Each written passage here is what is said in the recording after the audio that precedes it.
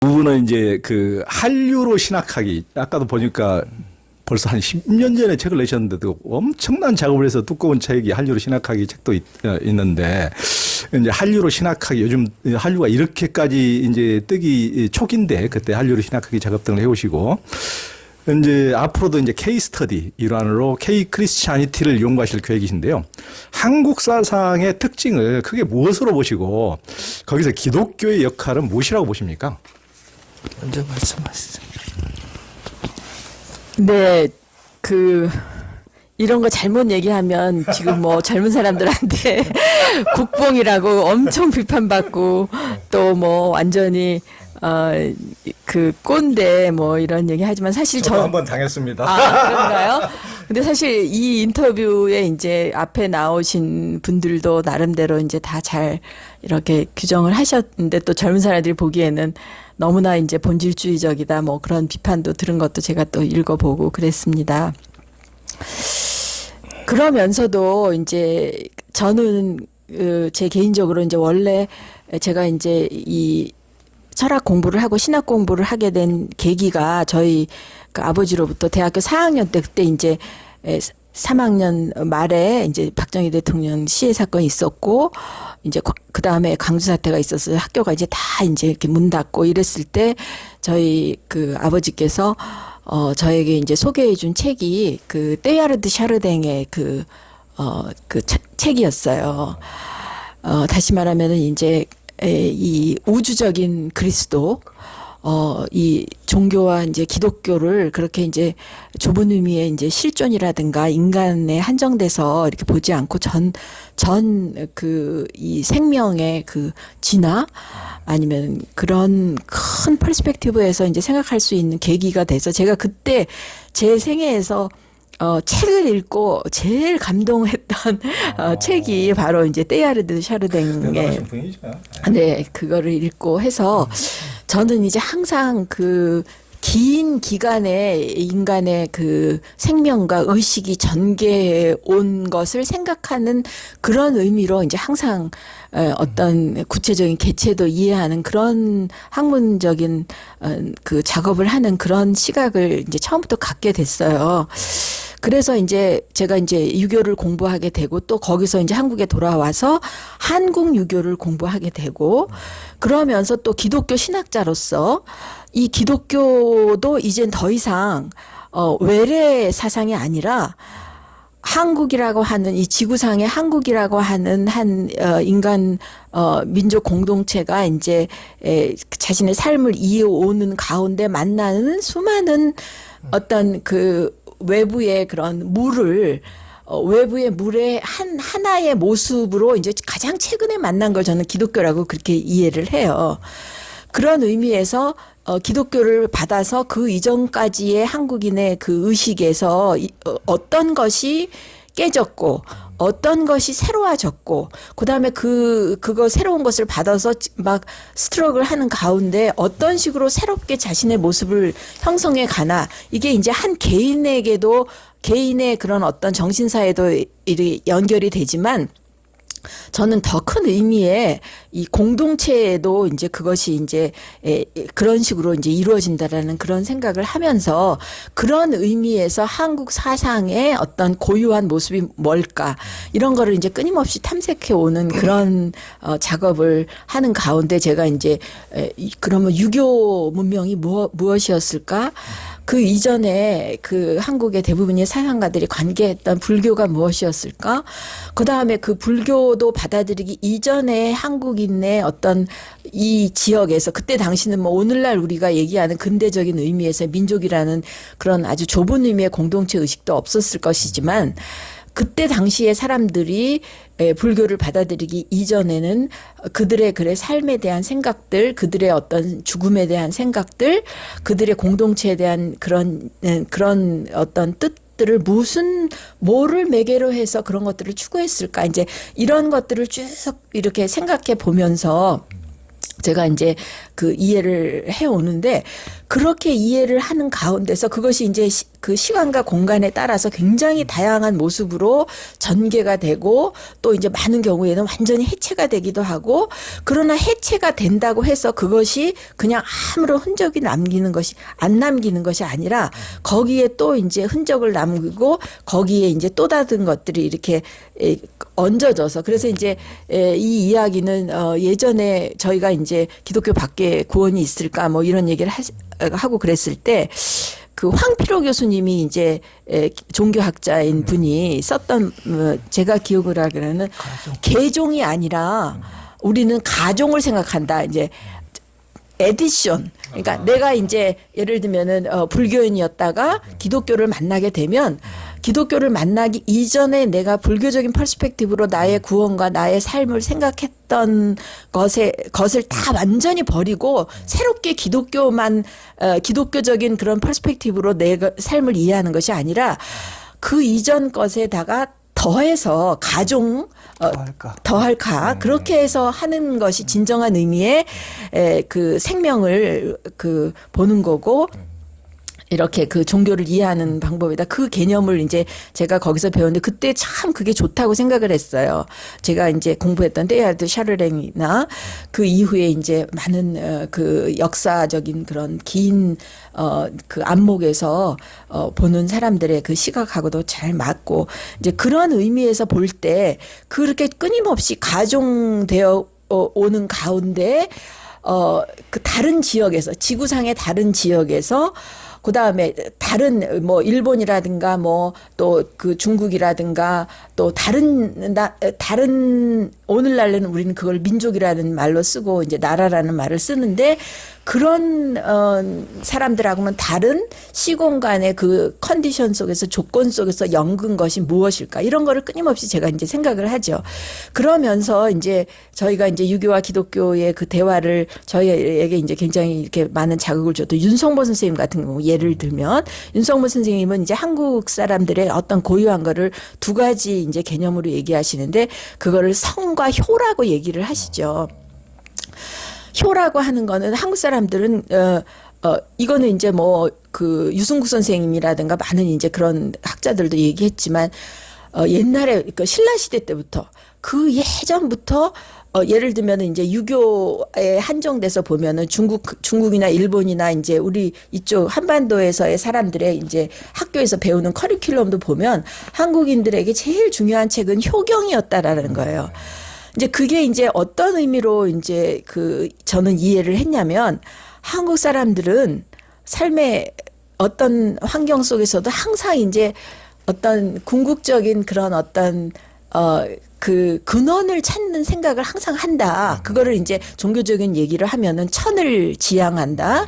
뭐 하나님을 뭐 배우지 않아도 항상 그 하늘을 보면서 어떤 인격적인 하나님에 대한 그런 의식을 이제 그거는 배우고 안 배우고에 그걸 떠나서 그렇게 항상 이제 그런 추구심이 있는데 그 추구심을 참으로 소박하고 겸손하게 이 자신의 현실에서 삶에서 그걸 이루려고 하는 또 그런 어떤 그 마음을 가지고 있는 거 그거를 이제 윤성모 선생님은 성이라고 했어요. 성이라는 한자어가 이제 말씀 언변에 이룰 성자고 우리가 다 알다시피 그 유교의 이제 중용의 핵심 개념이기도 하거든요. 근데 윤성보 선생님에 의하면 그런 식으로 이제 그 하늘 의식을 이렇게 이제 그 땅에서 구체적으로 이제 소박하게 어떠한 어려움이 있어도 이렇게 살아내는 그러면서 이제 제가 아까 가종을 하고 얘기했지만 이렇게 항상 이제 이렇게 같이 자기 주변에 있는 사람들을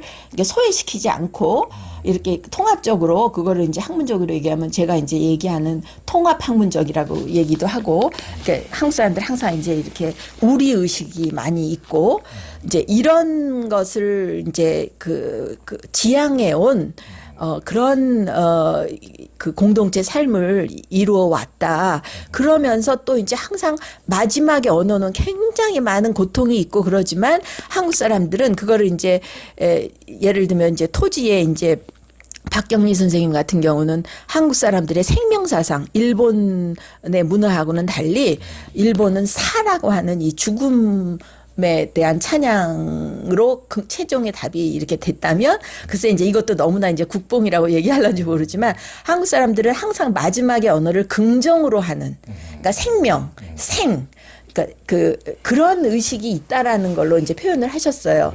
그게 이제 그 아까 이제 다시 돌아가서 그 성이라는 말씀으로 얘기를 하면 하늘의 뜻을 항상 긍정적으로 생명으로 이루어내려고 하는 사람. 그래서 이제 그런 것들이 이제 쭉 이어져 내려오고 우리가 뭐 함석원 선생님도 이제 그런 얘기를 하셨지만 윤석모 선생님도 그래서 한국 사람들은 그런 어떤 그 하늘에 대한 그 신앙을 구체적으로 이제 이렇게 땅에서 실현하려고 하고 그다음에 우리가 이제 지정학적으로 이렇게 놓여 있는 위치가 이제 다 강대국들에 둘러싸여서 정말 굉장히 고난이 있지만 그런 어떤 뜻을 항상 이제 소박하게나마 이제 겸손하게 자기의 가족에서 또 이웃에서 그다음에 이제 자기 스스로의 삶에서 이렇게 겸해서 이루려고 하는 특징이 있었기 때문에 고난사가 될 수밖에 없다라는 거예요. 그리고 그 고난사를 그러나 부끄러워할 필요가 없다는 거예요. 굉장히 비루해 보일 수 있고 자기의 과거를 굉장히 이렇게 부끄러워할 수밖에 없는 그런 고난적인 게 많지만 우리의 과거가 고난사고 우리의 역사가 고난사라고 해도 그것을 부끄러워할 필요가 없는 게 예를 들면 기독교의 핵심 언어가 들어가 있는 요한복음에서 말씀이 육신이 되었다. 그 말이 바로 이제 한자로 성이라는 거죠. 하나님의 역사는 그런 의미로 끊임없이 자기를 이렇게 그 현장으로 내려와서 여기서 이제 그런 어떤 아주 보잘것없는 종의 모습으로 드러내는 게 기독교의 핵심이라면 바로 한국 문화야말로 그런 거에 한국적인 표현이었다. 이렇게 이제 생각하시면 그 성자를 굉장히 좋아하셨어요. 그리고 이제 그게 하늘이라고 하는 어마어마한 궁극자 그거를 이제 우리는 조선의 신유학을 받아들이면서 리라고 하는 개념으로 이제 다시 한번 또 한 번의 이제 굉장한 그런 어떤 이념화하고 또 그 이념화를 통해서 정말 우주를 껴안을 수 있는 그런 가능성도 얻었지만 그걸 구체적으로 효라고 하는 자기 부모와 자기 가족과 자기 마을과 자기 동네에서 실현하려고 하는 성과 효가 한국인의 가장 핵심적인 그 심성을 드러내는 거다 그랬는데 저는 그게 오늘날 한류에서도 뭐 구체적으로 내가 부모한테 효도해야지 그런 게 아니라 어떤 한국 젊은이들이 노래를 하나 만들더라도 그 노래 속에서 자기 삶 속에서 항상 뜻을 찾고 그다음에 뜻을 찾는 가운데 자기의 삶이 지금 너무나 이제 막 고난과 힘들고 정말 이 흙수저이고 이렇게 돼도 마지막에 언어는 해뜰 날이 있을 거야. 좋은 날이 있을 거야. 그러니까 긍정의 언어로 생으로 그런 언어를 표현하기 때문에 지금 세계가 너무나 힘들고 이래도 그 한국 그 노래와 한국의 연속극과 그런 것 속에서 지금의 삶이 비루해도 항상 뜻을 찾는 한국인들. 그다음에 이제 그 많은 오징어 게임과 같은 그 갈등 속에서도 항상 마지막은 긍정의 생에 대한 어떤 어떤 닫혀진 문이 아니라 그런 거를 이렇게 표현해 내려고 하는 그런 노력. 그게 정말 이렇게 힘이 되는 것 같아요.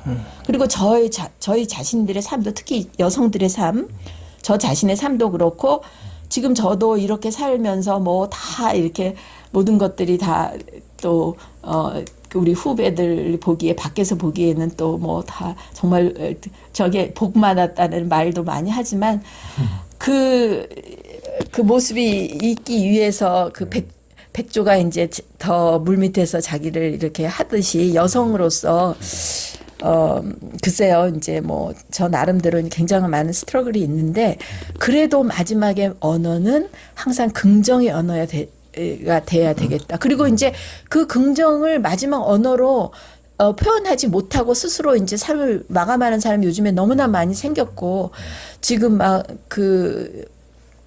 이렇게 이제 자살률이 세계 최고고 젊은이들이 정말 절망적인 가운데 빠져 있어도 저는 그게 다가 아니라는 거. 그게 바로 우리 문화와 민족의 특징이라고 하는 거.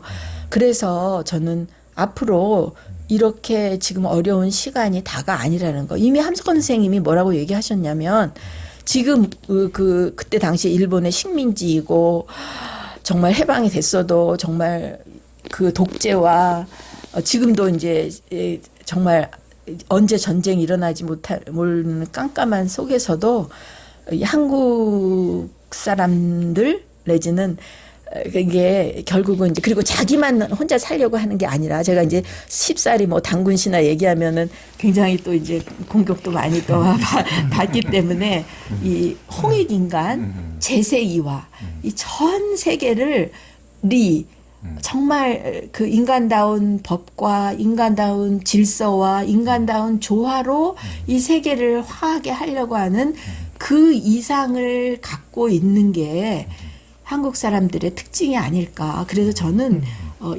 이거는 우리 것이기 때문에 꼭 세계에 퍼져야 된다라기보다 이 지구라고 하는 의식이 테야르드 샤르댕으로 얘기했지만 어떤 오메가 포인트로서 우리 모두가 다 이 지구라고 하는 이 아름다운 집에서 인간으로 이제 살아서 국적도 이제 더 이상 그 경계도 이제 사라져야 하고 남녀의 경계도 사라져야 하고 빈부의 경계도 사라져야 하지만 그러한 어떤 새로운 시작 아니면 새로운 종말을 가기 위한 그 과정 속에서 한국인들이 오랜 고난을 통해서 얻어진 가르침. 이거는 저는 비하할 이유가 없다고 생각해요. 이거를 한국적인 고유한 특징으로 저는 이제 얘기해도 그게 뭐 자기 자랑이라든가 국뽕이라든가 그런 것보다는 자기의 그 윗세대가 고생을 통해서 얻어진 그 가치 그거를 우리가 또 우리 나름대로 새로운 보편으로 다듬어서 다시 이제 우리 다음 세대에 전해주고 우리 다음 세대에 전해주면 그 다음 세대는 우리 세대가 미처 보지 못한 또 잘못된 것도 있지만 그거를 또 다시 잘 고쳐서 거기에 자기 나름대로의 또 다시 거기에 덧붙이고 첨가해서 더 아름다운 보편으로 만들어가고 이런 것을 잘하는 게 효가 아닐까. 그게 바로 그래서 저는 한류가 의미가 있지 않을까 그런 생각을 합니다. 좀 길어졌습니다. 아니요. 굉장히 좋은 말씀이고 그런데 하여튼 우리가 이제 한국의 어떤 특성 이렇게 뭐 한류가 세계적으로 이렇게까지 대단해질지는 참 한국인들이 몇 년 수십 년 전 그럴 때까지만 해도 꿈에도 상상하기 참 어려웠는데 우리는 또 다양한 게 워낙 다양한 종교, 다양한 사상 이런 것들이 모여 있는 나라이기 때문에 참 어떤 이 보편성을 한국인의 보편성을 찾기도 참 어려운데 제가 이근성 교수님만 해도 이근성 교수님 한 분에게서 제가 너무 다양한 측면을 보거든요.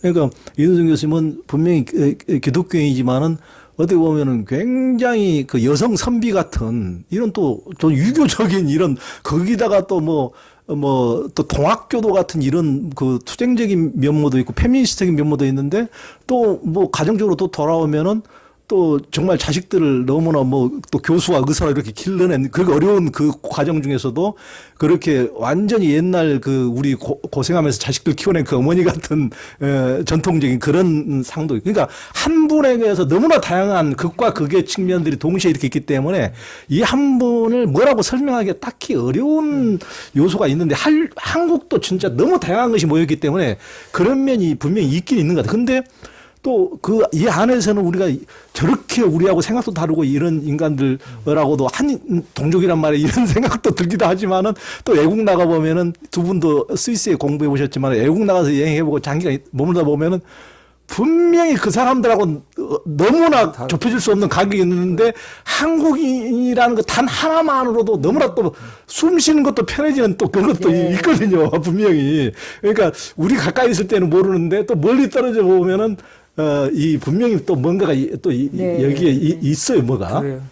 이제 이근성 교수 말 동의하면서 또 제 식대로 한번 오늘 이제 K 정신 K학 중요하기 때문에 말을 조금 더 보태보면 저희가 이제 아까 큰 책 한류로 신학하기 저 책을 제가 문화신학회 회장일 때 이제 냈었는데 그때 냈을 때 이제 후학들하고 많이 이제 갈등이 있었어요. 아무래도 이제 우리들 사회는 그래도 뭔가 한국적인 것이 무언가 저 속에 있기 때문에 한류라고 하는 것이 세계에 소통되는 것이지, 우리 이제 한국적인 것이 아직 뭐라고 규명하기도 못하면서 이제 한국적인 거에 대한 그런 측면을 강조하면, 이제 좀 후학들은 그거 강조하지 말아라. 오히려 혼종성이라는 말을 썼어요. 혼종성, 하이브리디티라는 말. 저거는 우리 것이라는 게 아니라 뭔가 세계의 것과 이런 모든 것들이 이렇게 지금 말한 대로 혼종되었기 때문에 그 세계에 더 잘 먹혀 들어가는 것이지, 우리 것이기 때문에 더 먹혀 들어간다는 말은 그건 좀 어불성설 아니냐. 이제 그런 얘기들 해서 이제 도전도 많이 받으면서, 그래서 그렇다. 동서가 혼종되는 것도 있지만 우리의 과거와 우리의 현재가 혼종되는 것도 있다. 공간적인 혼종도 있지만 시간적인 혼종도 있다. 우리가 오래된 미래라는 말도 하지 않느냐. 그런 점이 있기 때문에 공간과 시간의 혼종성이라고 하는 것, 그 차원에서 일단 한류를 보는데 우리 동의하자. 그래서 이제 한류를 이제 그렇게 이야기를 시작을 했었죠. 그래서 이제 그러면서도 지금 말한 대로 이제 그러면 우리가 서양의 높은 기술과 뭐 서양의 그런 엔터테인먼트의 여러 가지, 그리고 반복되는 뭐 거의 사육 수준의 훈련도 또 하는 거 아닙니까? 걔네들. 그건 비인간적인 그런 훈련도 받으면서, 그래서 이제 한류를 또 그런 식으로 비판하는 사람도 굉장히 우리의 자유를 다 포기하고 오로지 성취만을 위해서 아이들을 사육하는 그런 과정 없이 한류가 나오겠느냐. 그런 비판도 굉장히 많이 있어가지고 참 논쟁을 많이 하면서도, 그래서 그러면서도 저 책을 이제 써서 한 권의 책이 나왔는데, 이제 그런 전제 속에서 저희는 이렇게 이해를 했어요. 이렇게 돌덩이와 같이 10년 지나고 100년 지나도 변하지 않는 그런 동일성도 있지만, 그러나 처음에는 요만큼 있다가 그게 자꾸 주변 환경과 이렇게 싸우면서 이게 자꾸 덧붙여지면서 확대되어 가는 그런 의미의 동일성도 있지 않겠는가. 그래서 하나를 자아동일성이라고 한다면, 자아동일성이라고 하는 건 돌덩이와 같은 그런 동일성이라면, 또 다른 동일성은 처음에는 뭐 그런 실체도 없는 것 같은데 뭔가 자꾸만 붙어가지고 우리를 이렇게 정체성을 이렇게 만들어주는 뭐가 있을 수도 있다. 우리가 그 점까지도 부정하지 말자. 만약 그걸 부정한다면 우리 성경 다 부정해야 된다.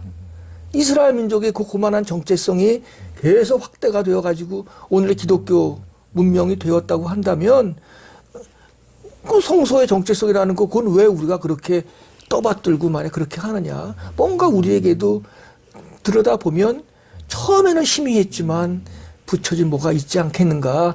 그 점을 놓쳐버리고 우리가 한류를 말할 수가 없지 않느냐.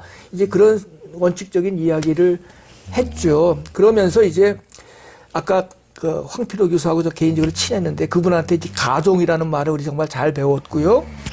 그리고 이제 정진홍 교수한테, 종교학자죠. 그분한테 또 배운 건 뭐냐 하면,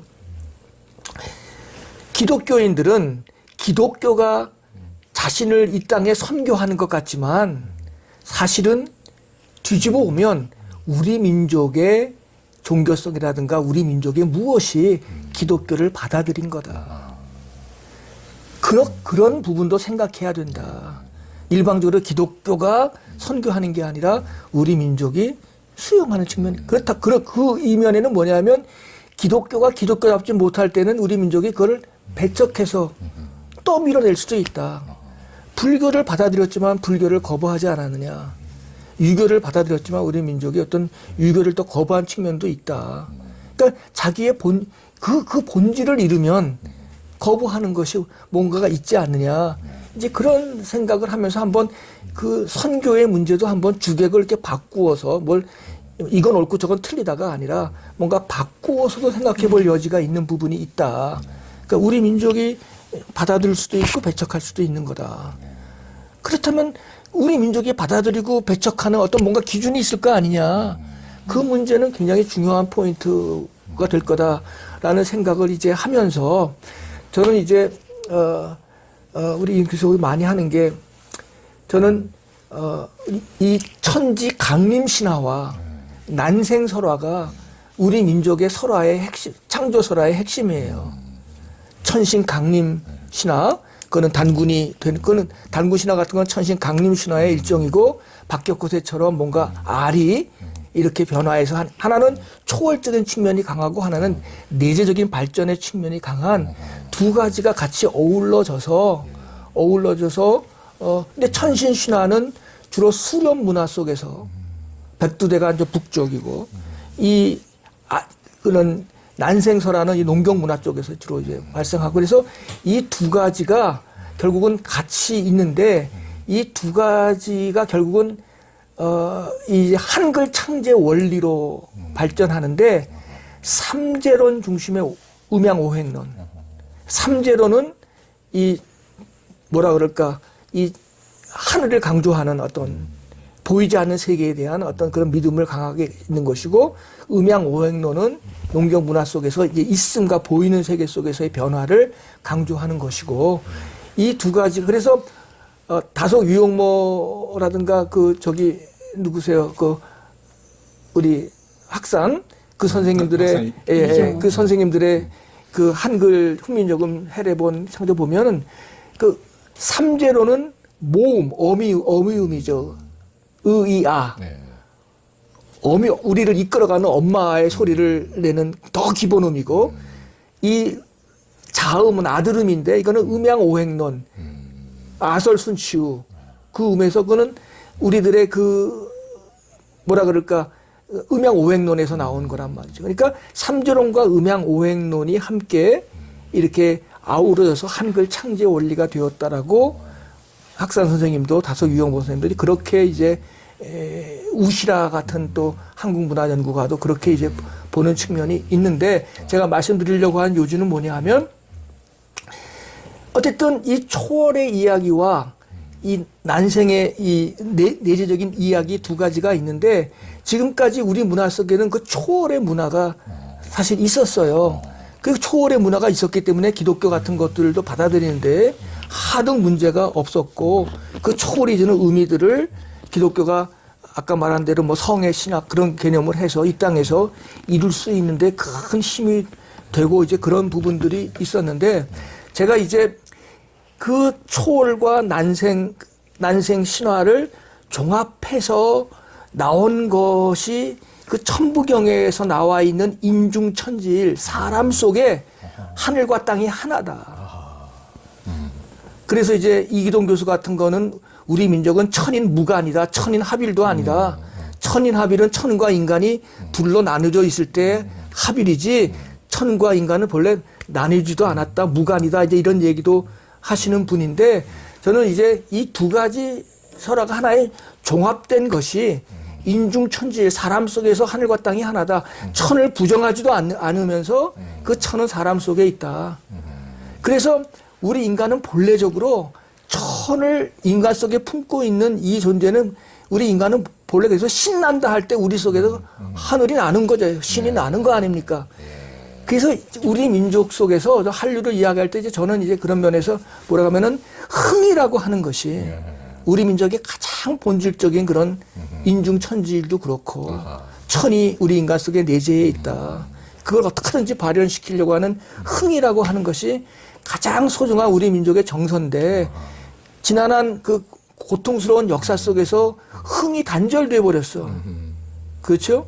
그래서 일본은 우리 민족을 한의 민족이라고 하지만 또 민중신학은 한을 갖고 확대해서 신학을 만들지만 그 흥이 깨진 상태가 한이지 한이 우리 민족의 본질일 수 없다. 그래서 그 깨어진 한을 치유하려고 하는 게 정이다. 그래서 흥이라고 하는 거는 오리지널 블레싱이야. 기독교가 자꾸 와서 우리 원죄를 자꾸 가르쳐주면 안 돼. 오리지널 원 은총을 우리는 계속 좀 말하는 종교가 돼야 돼. 그럴 때 깨어진 한의 문제도 우리는 더 여실하게 들여다볼 수 있어. 왜 한인가? 왜 우리는 한인가? 그 한을 치유할 때 또 기독교라고 하는 건 공동체성이잖아요. 공동체성이라고 한다면 그 정 때문에 그 정이 뭔데? 그 정이라고 하는 어떤 그런 가르침. 요즘 그래서 인간에 대한 정의를 호모 엠파티피쿠스 공감하는 인간이라는 말로 이제 인간의 이해도 바뀌고 있지 않습니까?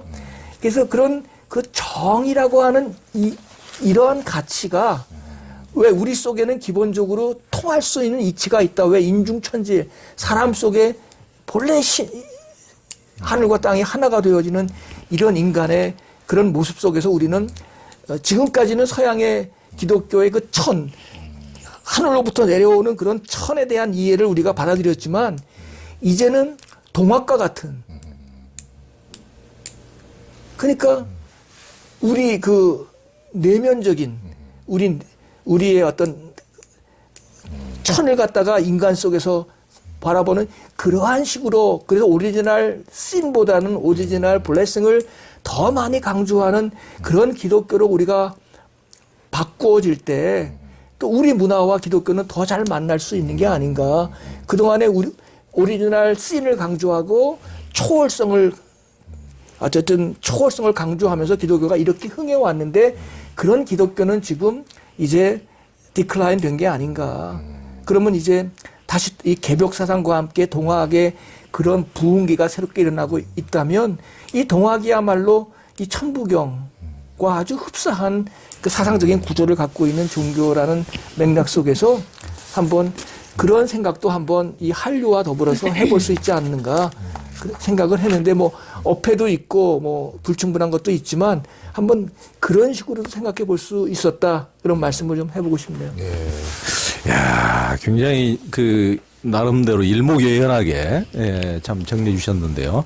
우리 민족이 가진 원래적인 이런 이제 신난다 이런 흥이 이제 한어 민족이라고 그러는데 그것이 흥이 깨졌기 때문에 그렇게 한 것이지 흥을 이제 다시 이제 되살리기 위해서 이제 정의라는 게 필요한 거다. 그러니까 정의 굉장히 참 본질적인 것이고 정말 이제 그런 저도 예전에 이제 우리 이정규 교수님이랑 같이 이제 공부하는 문 중에 이제 우리 이병남 LG 이제 사장님 동생 여동생이 이제 이승현 화백이 이제 독일에서 한 40여 년을 사는데 그분이 이제 그러시더라고. 독일에서 살아보니까 거기는 이제 아까 이제 이근선 교수님께서 이제 우리 민족의 어떤 효 이런 것도 굉장히 이제 위아래 옆에 공동체뿐만 아니라 위아래 이렇게 이제 강조하고 또 효로 올라가면 하늘까지 올라가는 건데 거기는 자녀들도 낳자마자 절대 다른 방에서 재운다는 거예요. 그래가지고 계속 남편하고 싸웠다는 거예요. 그러니까 우리는 낳자마자 어린 애기를 엄마가 떼어서 재운다는 것은 상상도 할 수 없고 우리 한국인의 고유한 포대기 등짝에 항시 거의 캥거루는 이제 물론 앞에 아니라 우리는 캥거루 비슷하게 등짝에다 포대기를 이렇게 업어서 이렇게 살 맞대고 어렸을 때부터 그런 것이 굉장히 우리는 강조되고 그러면서 어떤 애착 관계 그래서 이제 부모 자식 간에 엄마와 자식 간에 그런 애착 관계가 있는데 거기는 어렸을 때부터 그냥 1-2주일도 안 된 애부터 딴 방에서 재우고 울어도 못 가보게 한다는 거예요. 그래서 계속 이제 싸웠다는데 그러다 보니까 정이 없다네 부모한테. 정이 이렇게 없다는 거예요. 그래서 이제 자기도 이제 거기 사회에 살면서 사람들이 하여튼 너무 외로움을 많이 느끼는데 한국인들의 정의감 인간 사회에서 제일 소중한 것 같고 한국인들에게 그게 있다는 것이 가장 좋다는 이제 그런 말씀을 그분도 이제 하시더라고요. 이제 독일에서 이렇게 한 40년 살면서 이게 정의라는 이런 것들이 이제 굉장히 이제 중시하게 보시는 것이 아까 이제 그분도 외국에서 살아보신 경험담으로서 한국인의 핵심적인 것을 처음으로 봤는데 우리 이정미 교수님께서 이제 그 점을 딱 짚어주시고 또 이제 우리 한국 이제 동양에서 어떻게 보면 기독교가 미국 식민지였던 필리핀 외에는 유일하게 이제 유교권 이런 국가에서는 유일하게 기독교가 뿌리 내린 나라가 이제 한국인데 그런 외국 선교사들이 왔기 때문이 아니고 우리 민족의 내재적인 뭔가 있었기 때문에 저도 이제 그런 것을 굉장히 이제 주목해 보고 우리 민족한테는 분명히 이제 그런 것들이 있었던 것 같고 꼭 예전부터 이제 부모들도 그런 얘기들을 종종 하더라고요. 자기 종교하고 상관없이 사람이 죽을 때 되면 고난을 당하게 되고 칼맞게 참수를 당하게 되면 아이고 하나님 이렇게 하게 되고 그러니까 너무 가뭄이나 이런 걸로 농사도 안 되고 완전 다 굶어 죽게 생겼으면 하늘도 무심하시지. 우리가 이제 리의 하느님만을 이치적 하느님만이 아니고 그게 꼭 뭐 어디 위에 뭐 인격적인 뭐가 계신 것처럼 무심이라는 말이 그게 의미가 포함되지 하늘도 무심하시지 할 때는 어떻게 이럴 수가 있는가라는 그 이치적뿐만 아니라 초월적인 뭔가를 이렇게 상정하고 이렇게 하시는 거니까 우리에게는 분명히 어떤 천선의식도 분명히 있었고 그런 외재적 초월적 어떤 하나님의 인격적 하나님에 대한 이런 상들도 있었고 또 다른 쪽으로 이제 불교나 유교처럼 이치적으로 내적인 깨달음과 내적인 수양을 강조하는 이런 그러니까 이치적인 것과 초월적 하나님과 같이 이런 것이 같이 굴러가서 이제 왔다는 게 굉장히 흥미로운 지점이고 어떻게 보면 동학만 해도 처음에 최재우 대신사는 외부에서 쫙 하늘에서 공중에서 막 소리가 들려왔는데 해월때 와서는 그게 아니고 이제 내재적으로 내 안에서 이제 깨달음을 주는 이제 이런 오심이 즉 여심이고 그러니까 이제 밖에 하느님과 내 안에 이렇게 이게 깨달음이 둘이 아닌 이런 차원으로 오고 또 손병희 때 오면은 무체복경 같은 거 보면은 굉장히 이제 불교적 완전히 전환이 되거든요. 그러니까 외재적 하나님에서 또 내 안에 하나님으로 또 내 안의 깨달음으로 이렇게 변환되는 것을 보면은 우리 안에는 그러니까 다차원적인 것들이 이렇게 같이 이렇게 어떻게 보면은 그렇게 우리가 뭐 그 올림픽 때 들고 나가는 부채의 그 태극 문양 세 개가 이렇게 돌아가는 것처럼 이렇게 여러 가지 순환되는 그래서 그것을 딱 하나로만 뭔가를 얘기하면 좀 안 맞는 이것도 있고 저것도 있지만 꼭 이것만도 아니고 저것만도 아닌 이렇게 같이 어울려서 돌아가는 독특한 게 우리의 어떤 종교성과 영성이고 우리 어떤 문화의 어떤 깊은 이런 게 아닌가 싶은 또 생각이 듭니다. 그래서 어떻게 보면 하나로 얘기하기가 참 어려운 또 측면도 있고요. 이제 그런 것들이 이제 그다음 질문에는 이제 좁은 의미로 이제 조선 시대로 와서 조선의 뭐 대표적인 어저께 이제 그 도올 김영옥 선생님도 그렇게 하셨다고 하는데 저는 이제 거기 안 가서 제가 이제 그 다음 달에 그 국제 태계학회에 이제 그래서 이제 그 발표할 논문을 쓰느라고 그런데 이제 그게 이제 대표적으로 이제 4단 7점 논쟁. 아까 이제 이정배 교수님이 그렇게 이제 우리가 내칠 수도 있고 다시 받아들일 수 있고 하는 희미하지만 뭔가가 원래 이제 있다라고 하는 거 그거를 이제 예를 들면은 리라고 하느냐 아니면 그거를 기라고 하느냐 이제 사실 그 논쟁이라고도 이제 얘기할 수 있죠. 그리고 이제 아까 그 천부경 얘기하셨는데 사실 이제 제가 이제 그 천부경은 사실 우리에게 처음 전해진 것이 어디서부터 왔는가 신라 시대의 그 채취원에 의해서 이제 뭐 예를 들면 기록이 돼서 암벽에다 기록이 되고 그 이후에 이제 뭐 고려 시대 때 또 이제 그 기록이 있는 그 책을 지은 여러 이제 예를 들면 이제 좁은 의미의 그 작가들도 얘기를 하고 그러는데 아까 이제 그 난생설화하고 그다음에 이제 강생설화를 얘기를 하셨는데 요즘에 이제 여성들 같은 경우는 제가 이제 있는 여성 그 카톡방에서도 굉장히 논의가 되는데 우리가 이제 우리의 그 어떤 한국적인 사상의 근원을 이야기할 때 아직까지도 이제 그 단군 설화가 이야기하는 그것도 이제 다 그 하나의 조작일 뿐이다. 이제 현대에 와서 뭐 예를 들면 가장 최근에는 박정희 시대 때 민족이라고 하는 거를 이렇게 강화시켜서 이제 독재를 이제 무마시키기 위해서 한 조작이지 그게 무슨 한국 그 사상의 이제 연원이냐 이렇게 하는 그 아주 젊은 사람들의 그런 비판도 있고 하지만 여성들이 이제 논의방에서는 그 단군도 남성 문화의 하나의 그 산물인데 그거보다 더 먼저 요즘에는 이제 또 제주도 섬 얘기하면서 마고 신화에 대한 이야기도 요즘에 많이 얘기하죠. 다시 말하면은 가모장 시대에 그 생물의 탄생에서 모든 종족이 다 여성에게 나왔듯이 모든 인간이 이런 가모장 시대의 마고 신화는 생각지도 못하고 당군도 아직 받아들이지 못했는데 마고까지 얘기하는 해야지 진정한 의미에서의 어떤 연원을 찾는 거지 그런 얘기까지 나오는데 제가 아까 이제 언뜻 그 이정배 교수님 그 설명을 들으면서 그 천부경의 그 이야기가 맨 처음에 이제 최치원 얘기하면서 이렇게 하는 거니까 그 신라 시대 때 박혁거세의 그 난생설화 그래서 이제 그쪽은 훨씬 더 이제 여성주의적인 그 경주의 여러 그 문화의 모습이라든가 이런 것들은 훨씬 더 여성주의적인 모습을 띠고 북방에 이제 우리가 또 영향을 받은 아니면은 북방에 원래 우리의 그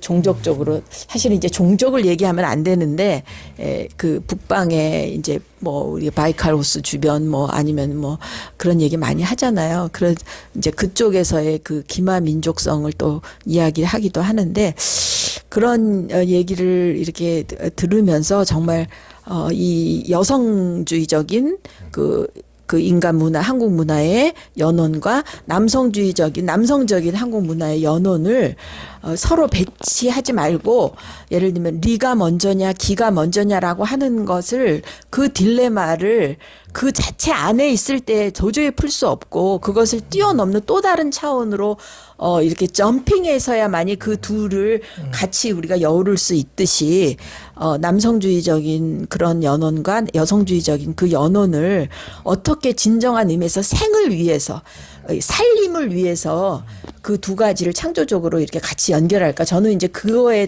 더 관심을 가지고 있습니다. 그래서 저는 그거를 한국적 페미니즘이라고 그렇게 얘기를 하죠. 그러니까 딱 나눠서 다시 이제 여신을 물론 여신의 상징을 오늘 인류의 문화가 다시 그것을 이제 끄집어내서 의식하고 남성적인 신에 대한 것과 동시에 그것을 다시 의식해야 된다는 것의 중요성을 알지만 다시 우리의 그런 의식을 그런 어떤 그 신화적인 그런 시기로 다시 고착시키는 그런 것보다는 오늘의 의미에서 우리의 그 의식을 통해서 리를 통해서 그런 것들을 어떻게 연결시킬 수 있을까가 이제 저는 중요하고 그런 의미에서 21세기에 사는 사람이라고 하는 거, 보편적인 사람이라고 하는 거, 이제는 우리가 기계와 더불어 사물과 더불어 우리의 관계를 맺어가는 일이 중요하게 된 그런 상황에서는 그런 의미의 방향으로 나가야 되지 않을까 그런 생각을 합니다. 그래서 제가 이제 말하고 싶은 거는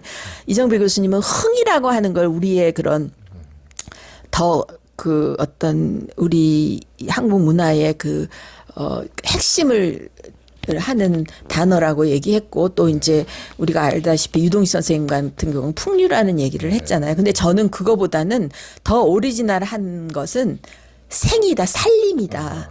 저는 그렇게 얘기를 하고 싶어요. 흥도 살아나야지. 그러니까 살만한 환경이 됐을 때 흥이 나는 거잖아요. 그래서 진짜 그거보다 어떻게 보면 더 근원적인 거는 살림이다. 그래서 이제 유교적인 표현으로 하면 천지 생물지신. 그래서 제가 이제 저의 신학책 하나 지을 때 한국 생물 여성 영성의 신학이라는 제목을 했는데 거기서 생물이라는 거는 우리가 말하는 생명이라는 개념보다 훨씬 더 근원적으로 만물을 살리는. 그래서 생이라고 하는 거를 동사로 봐서 그다음에 리도 생리라고 하는 그 살리는 리. 그러니까 죽어 있는 아니면 살아 있는 리. 이제 아까 이제 그 기독교에서는 그걸 성령의 역사라는 얘기로 얘기했다 그랬잖아요. 그런 식으로 살리고 살아 있고 역동하고 이런 그러니까 만물이 한시도 이렇게 고정되게 죽어 있지 않고 고여 있지 않고 끊임없이 고인 순간 다시 살아나고 이런 것들을 관장하는 리 어떤 그게 먼저고 그게 저는 살림이다. 이제 이렇게 저는 규정을 하고 싶다는 생각을 했습니다.